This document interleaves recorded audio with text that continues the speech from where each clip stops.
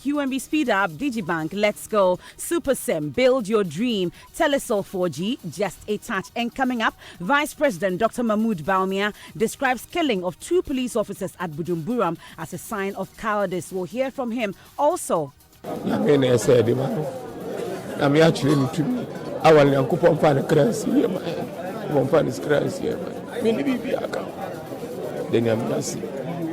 father of one of the 2 police officers shot dead by armed robbers at Budumburam describes how he will miss his son as an Islamic funeral ceremony for the late Lance Corporal Mohammed Awal gets underway in Kumasi, and police unfazed by killing of 5 of their colleagues in the last month as they welcome directive to arm all traffic officers across the country.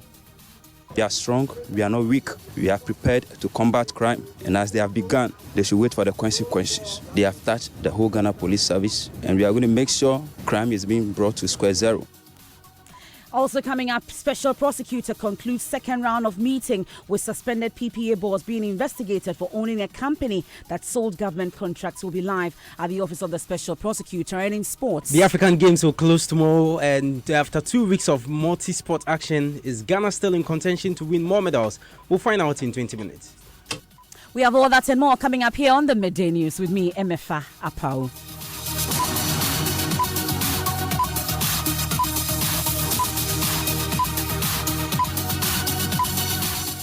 I said, I'm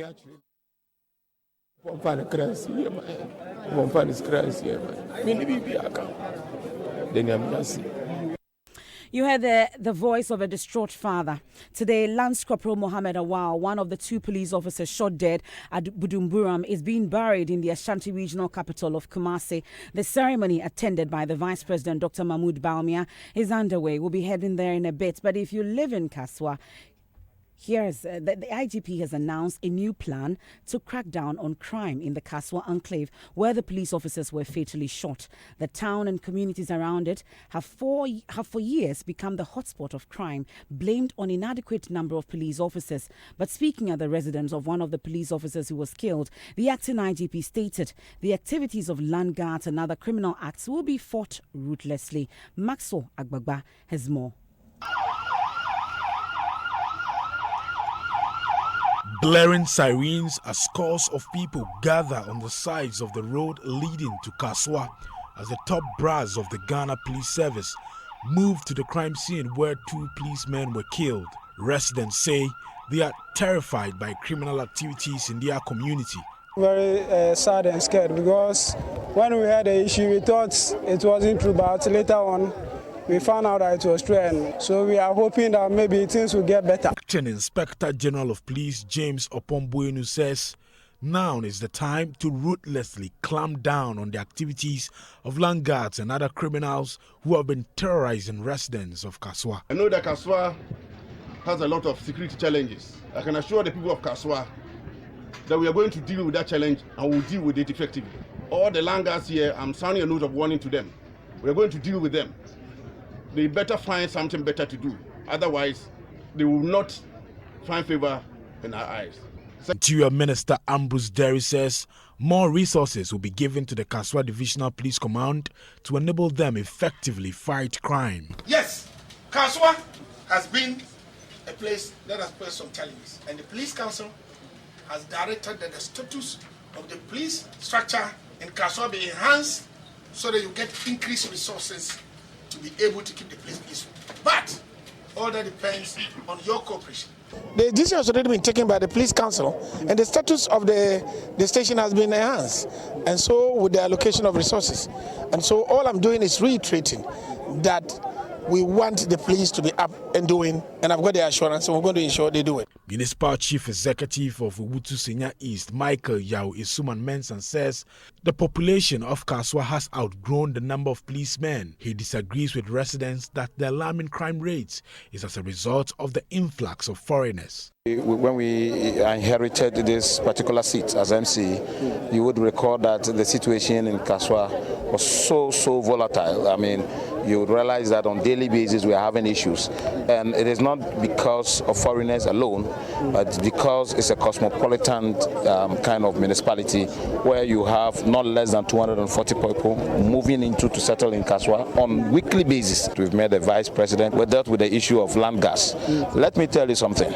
Per the UN standard, a police officer is supposed to be policing 500 civilians. But here in Kaswa, we have one police officer is to 1,800 civilians. You heard there, Maxwell Agbagba. Now let's head to the funeral ceremony, which is currently underway in Kumasi, and it has the vice president in attendance. My colleague Ohiming Teria is there for us and joins us on the line. Ohiming, we'll talk about the funeral ceremony shortly, but you've been interacting with father of Lance Corporal Mohammed Awal. What has he been telling you? Yes, MFR. I have been speaking to Mohammed Osman, who described his late son, Awal Mohammed, as very disciplined and respectful. He tells me the family has lost a gem, and he's only a son among 8 siblings. The rest are females, and he says the family has lost a gem. And while speaking to me in tears, he says he believes that it was God that did. So there's nothing he can do to question God's decision. Let's listen to him.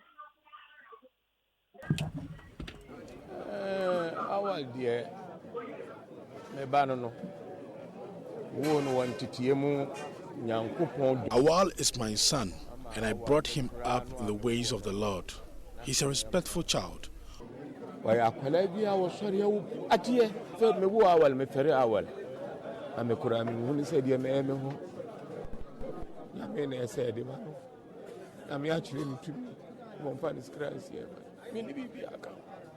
Always there for the family. He was loved by all. God knows best. May he keep his soul. When I heard the news about my son being shot, I was devastated, and so was the family. He's the 7th of 8 children. I've indeed lost a son. God knows best. You heard there the father of Lance Corporal Mohammed Awal. Now, Heming, tell us about the funeral ceremony, which is underway. We're told that the VIP and his entourage are already there. Yes, Vice President Dr. Mohammed Baumia is leading government delegation. It's being supported by the Minister Abubakar Sadiq, MP for Medina, also in his office, and the Minister for Special Initiatives, David Hawa Kumsin. And he has been telling the family and the gathering here that indeed it's painful that police officers who protect the citizenry who are supposed to also protect the police officers, won't rise against the police officers. And he says it's the duty of every citizen to protect police officers in this country. And he describes as unfortunate and a coward act that 5 police officers will be killed within the last 30 days. And he says government has given the green light for recruitment of 4,000 more police officers to augment the current police force that we have in the country. And besides, government is also doing everything possible to equip the police officers, and that is how come government has taken delivery of 4,500 life vests to be given to the police officers. And he announced that henceforth, no police officer will go out station duty without being armed or being equipped in that regard. And he's also appealing to police officers who have been complaining that the life jacket being given them is too hard, it's too heavy to carry around, that they have to wear them to protect their life. MFR. Very well, that's my colleague Ohiming Teria bringing us the latest from that funeral currently underway for Lance Corporal Mohammed Awal. We can hear a bit of what the VIP has been saying. We had cowardly and dastardly murder of 2 unarmed police officers. We'll hear that full speech there delivered by the Vice President, Dr. Mahmoud Baumia, who is in Kumasi as we speak. But despite the events, the police say they are unfazed. They are assuring they will continue to work to reduce crime. They've also welcomed a government directive to arm all traffic officers on duty across the country. The directive was issued by the Interior Minister following the killing of 2 officers on traffic duties at Budumburam. Evans Mensah has more. The scene at the police headquarters last night. Many well-armed police officers with support from the military prepare to deploy across the capital, not deterred by the killing of 5 of their colleagues in the last 1 month alone. We are strong, we are not weak. We are prepared to combat crime. And as they have begun, they should wait for the consequences. What has happened will not, demoralize us one or the other. So we are very firm and strong to go and, fight the violence crime. The police service, when you touch one person, you have touched all of us. They have touched the whole Ghana police service. And we are going to make sure crime is being brought to square zero. These men are ready to lay down their lives for you. And they are now getting some well-deserved protection. Ambrose Derry is Interior Minister. I have directed the acting IGP to immediately arm all police on traffic. The latest killing of 2 officers in Bujumbura on Wednesday was the last straw. This eyewitness gave Joy News this exclusive account of what happened.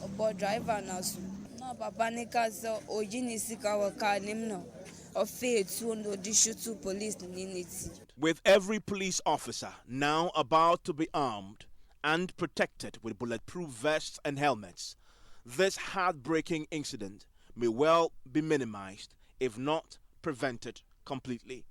The officers are excited about the new directive. Once that decision is made, we accept it and take it full-handedly. That is the rewarding and refreshing news that will embolden our personnel to do their job and do it well. The IGP says these are desperate times and will be met with desperate measures. 3 people have so far been arrested by the police in connection with the Bujumbura killing, with 1 on the run. The police have placed a 10,000 cedi bounty on his head. His name is Eric Kojobedu. The police deserve our support. Hashtag I stand with GH Police. Evans Mensah's reports there. The Vice President, Dr. Mahmoud Bawumia, has since described the act as cowardice. He's been speaking in Kumasi. We can hear from him. Of August, where we had the cowardly and dastardly murder of 2 unarmed police officers doing traffic duty. Sergeant Michael. Vice President Dr. Mahmoud Bawumia. Now let's head to some other stories now, especially to the office of the Special Prosecutor, because the suspended CEO of the Public Procurement Authority, Ejenim Boateng, today met with the Special Prosecutor for a second time. Also present at the Special Prosecutor's office is the General Manager of the TDO Group, Thomas Amwa, who was captured on camera attempting to sell government contracts. The PPA boss was suspended because he is co-owner of that company. At his first meeting with the Special Prosecutor yesterday, Mr. Ejenim Boateng says he's been crucified for no wrong done. I am very much in high spirit. And the public should hear of you anytime soon? Because the public is simply speaking words of untruth. Do you regret anything you have done in office? I regret the way I'm being crucified for doing nothing. But lawyer for the suspended Chief Executive, Augustine Obo, dismissed allegations of conflicts of interest against his client. The highest contract DDL won was 1.9, and they have executed 5 contracts. None of them has been paid. So which contract is for sale? This is not a good way we should run our country. How long did the interrogation last? It was less than an hour. We were there in the queue. I said people would say that we were being heckled or something. It was less than an hour. What explanation did he give to interrogators in respect of his co-shareholder giving contracts out and taking percentages back? No, that is not the question that you are asked the shareholder. He said, no, look at my age. Look at my age on the state. There is this company. He has several companies that he says run, agrochemical and all that, as he's on his way out on retirement. These are the things he's going to do. He even has a pure water company, wife and husband, that he says sachet water. This is normal with public servants. You heard the lawyer for suspended Chief Executive Augustine Obo there. My colleague Joseph Akable is at the Special Prosecutor's Office at Laboni and joins us on the line with the very latest. Now, Akable, tell us about today's interrogation. When exactly did Mr. Ejenim Boateng walk into the office? So Mr. Ejenim Boateng and his delegation, they arrived here some few minutes after 9 a.m. And what is interesting to note is that Mr. BJ is here There is also Thomas Amwa, who is the general manager of Talent Discovery Limited. There is also Francis Ahi, who is the chief executive officer of Talent Discovery Limited, and his brother-in-law. If for those who have watched the documentary, that interaction between Manasseh Azuri-Awini and Mr. Ejenim Boateng about who is the owner of the company, when he said my cousin, and later on admitted to the individual being a brother-in-law. So that individual is also here. Then there is Augustine Obo, who is leading Mr. ABAJ's legal team. So some few minutes after 9 a.m., they arrived at the premises of the Office of the Special Prosecutor. They were on a compound for well over 30 minutes, and just around 10 a.m., they exited the office complex. Not all of them, just Thomas Amwa, who is the general manager. He left with the police investigators in a police Camry vehicle that we understand is a vehicle that has been assigned to the Office of the Special Prosecutor. They left the premises, and we understand that it has to do with some verification that the Office of the Special Prosecutor, the investigators for that matter, need to carry out. So one relates to Mr. Amwa's residence, because once they are done with the interrogation and they decide to grant him bail, they need to know where exactly he lives. There are also some documents that are not in their possession that they may require to also verify and see for which reason they left. They returned sometime around 10:30 a.m. Then few minutes afterwards, all of them once again with the police investigators, and by all of them I'm referring to ABAJ, Mr. Thomas Amwa, and his ABAJ's brother-in-law, Mr. Francis Ahi, and the lawyers, together with the police investigators. They left the premise of the Office of the Special Prosecutor to once again go. Just before they were exiting, I asked the lawyers whether the interrogation had concluded, and indicated that that is not the case, and that indeed there are some areas that the investigators want them to go over to, and so they are heading there, and once they are done, they will come back to the Office of the Special Prosecutor to continue with the interrogation. The Special Prosecutor himself, I spotted him sometime around 10 a.m. He left the premises, and we understand that this is being handled at this moment by the investigators. So it's not over at all for today? Not at all. We understand they have to come back. Some further questioning will take place, after which we hope to get some engagement with ABAJ's legal team. But tell us about ABAJ's demeanor today, as you saw him. In fact, he's very calm. He's wearing a white African print top. When he was exiting with his lawyers, he looked at us. He didn't seem troubled at all. His lawyers also seemed they seemed to be in high spirits. When we even were engaged in them, asking them whether they had concluded, they told us that they are not done and that they still have some further interactions to do. So in terms of his body posture and how he looks, maybe for those who think that all that has happened and may expect them it to be obvious on their faces, that is not what the signals we are picking in terms of their body posture. From my point of view, they seem calm and they seem to be in high spirits as they exited the Office of the Special Prosecutor. But have we heard from Martin Amidu, the Special Prosecutor himself, has he said anything about this interrogation? Not yet, except that we understand that he's keeping a close eye on this particular work that is being carried out by his investigators. And so if you recall, that letter that came from the presidency, again, did indicate that they should expedite the processes to ensure that it reaches a logical conclusion. So we understand that the office is sticking to that and working assiduously to ensure that they get to the very bottom of this matter as soon as possible, so that the whole nation will hear from the office as to whether what steps they intend to take further, whether this is something that must progress beyond this particular level where they are interrogating the matter, or to just truncate at this level. So those are matters that will obviously have to get some answers from the Office of the Special Prosecutor once they conclude this phase of their investigations. I'm sure you get yourself one of that fun nights that they're passing. You heard there Joseph Akable reporting from the Special Prosecutor's Office at Labone. On to some other stories now.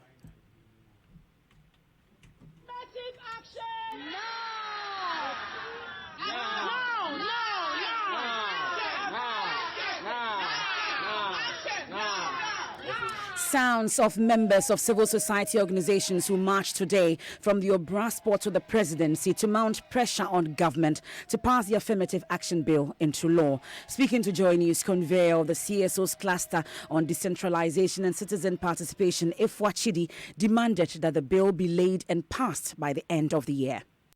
We are grateful because we see it as a support and as a push for us to make sure that the Affirmative Action Bill is laid before Parliament. The drafting of an affirmative action bill has dragged for 13 years.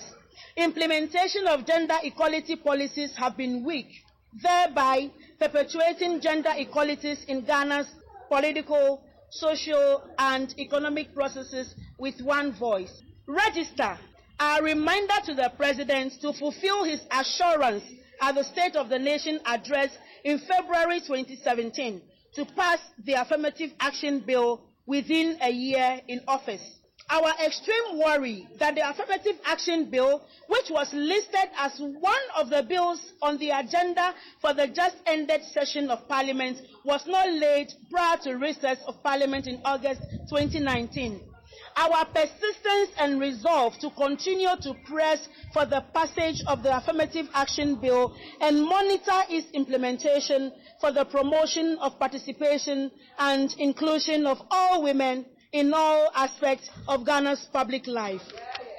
We demand that the Minister of Gender, Children and Social Protection present the draft Affirmative Action Bill to Cabinet for consideration and approval by September 2019. We demand that Cabinet prioritize the consideration and approval of the draft Action Bill. Now, the Ministry of Gender, Children and Social Protection assured the group that the ministry will ensure that the bill is laid before Parliament before the end of the year. Here's Dr. Comfort Asare, Director, Department of Gender at the ministry. We are grateful because we see it as a support and as a push for us to make sure that the Affirmative Action Bill is laid before Parliament. And we want to assure you that when the minister comes, we shall submit your petition to her. And we've also taken note of all the actions that you want the Honorable Minister to take. And we want to assure you that we will not relent in our efforts to make sure we work speedily on the bill and have it laid before Parliament by the end of the year. Dr. Comfort Asare is Director, Department of Gender at the Ministry. My colleague Nancy Emefa Dradosi was part of that march, and she's joined us in the studio. Quite a march it was. Where did you go? So we started from the Obra Sport, and then we went first to the Gender Ministry. When we got there, unfortunately for them, the Gender Minister was not around. And in fact, this group expressed a disappointment because they said that from the very beginning, the Gender Minister was involved. She assured them she was going to be there. She pledged and her full support for them. But unfortunately, she wasn't there. So it was the director in charge of the gender department that received this petition, and she says that she's going to ensure that the processes will be fast-tracked to see that the bill will be sent to Parliament for approval. But were they satisfied with the reasons or the promise made by Dr. Comfort Asare to them that they will ensure that the Affirmative Action Bill is laid by the end of this year? Were they satisfied with it? Well, they say that they're going to keep their eyes open and that this march is not going to be the last. They say that in the coming weeks, they're going to be staging other walks in the various regions. So the next one will be going on in Kumasi, and then the other one will go on in Tamale. So they've scheduled different marches until this bill is passed. They're not going to stop walking until action is taken now. Did they say when the next march will be? So they've given them up to September to see some processes beginning. And so by September, the end of September, if nothing is done, they'll stick the one in Kumasi and also in Tamale.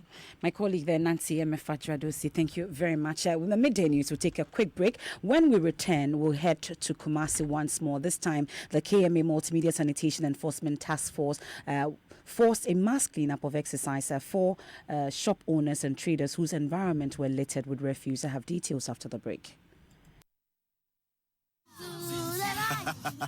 My name is Kwame Sefakai, and most of you know me as a media personality, but I am also a family man. The UMB mobile banking app, UMB Speed App, saves me so much time by letting me do almost all of my banking transactions on my phone. The cardless withdrawal feature allows me to withdraw cash from any UMB ATM without an ATM card. I can also pay bills, transfer money, request for a loan, invest money, and so much more. So now, I can spend less time at the bank and more time with the ones I love. Bank anywhere and anytime with a UMB mobile banking app, UMB Speed App, and get the time to do what you love most. Download the UMB Speed App from your Android, iOS, or Windows phone today. Call 0302-633-988 for more information. UMB Speed App, Digibank, let's go! Kremasa, Ghana, so open correct mason pa. A Yamikosi super. Me a super mason and casa. Because our job no and yet better. They won't see how beautiful and high quality your work is. That be what them they use believe you. That be why me too. It be only super cement at the use. Cement mu cement. Cement papa pa. Intere me cranks in from because it's super. Because me the super cement and Jimmy Ra. Super Cement is designed to ensure that your buildings stand strong for generations. Build with Super Cement. Build your dream. Your dream. Build.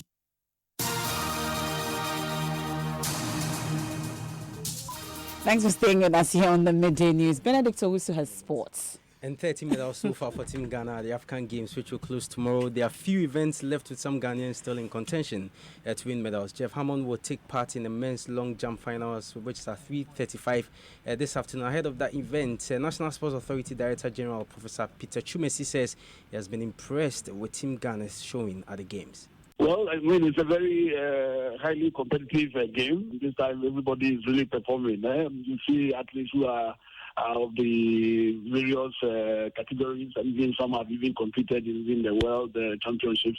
I think our athletes are also doing so well. I think some of our new disciplines, for example, the taekwondo, the judo, which are taking roots in Ghana, I think that we didn't really do so well. But I think that the coaches make me aware that they were not actually expecting so high a performance, but at least to get exposure. But in terms of the athletics, I think athletics Ghana is doing so well.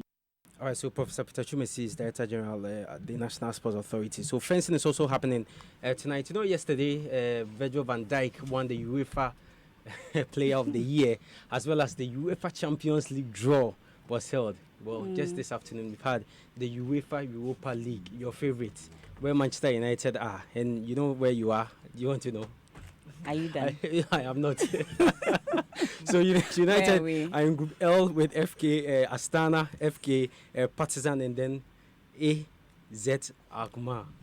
You don't even know the teams, do you? No, I don't. Things are hard. Okay, and Arsenal are in Group F with Frankfurt, Standard Liège, and Victoria Guimaraes. You couldn't do the 5 minutes.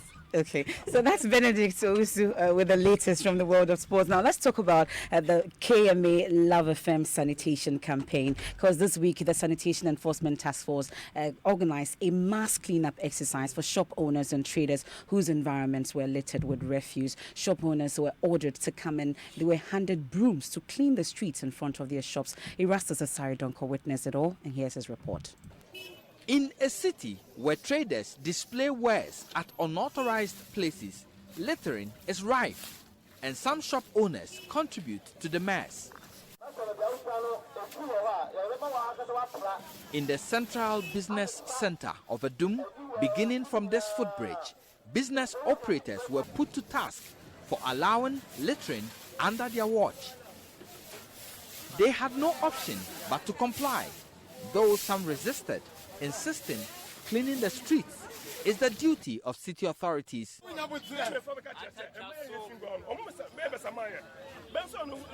Telling me, say, we are responsible to clean here, not them. These women, dress sellers along the Pizza Street, who have been dumping plastic wrappers in drains, were made to open and clean them. In the end, those who took part in the exercise were happy.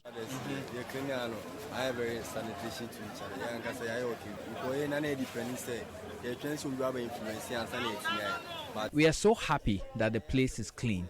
We were waiting for somebody to force us to do this. So we are happy that you guys came, you forced us to do this, and now everybody is happy.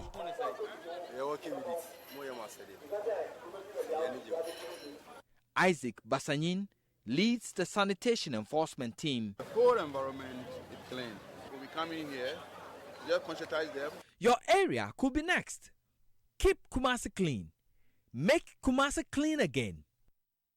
Erastus Asari Donkos reports there on the Love FM KMA sanitation campaign, and people are talking on social media about the police and how they stand with them. Tell us a bit about it, Maps. Hashtag I stand with GH Police is trending on Twitter. At Mandy says, I stand with GH Police. Ghana is never proactive, waiting for people to die before we are now getting bulletproof vests for our police, but it's better than nothing. At Adom_Solomon says, in as much as we've gotten some rotten ones within the police service, no officer deserves this gruesome murder. I'm just sad on what is going on in our country. Hashtag I stand with GH Police. And at the Traveler says, as usual, people had to die before government started being serious with their jobs. Everyone knows our police are underarmed. And hashtag GH Police. And Vice President Dr. Mahmoud Bawumia has described the killing of the 2 police officers at Budumburam as an act of cowardice. And that's it for the Midday News here on Joy 99.7 FM. There's more news when you log on to myjoyonline.com. I am MFA Pau. Do enjoy your weekend.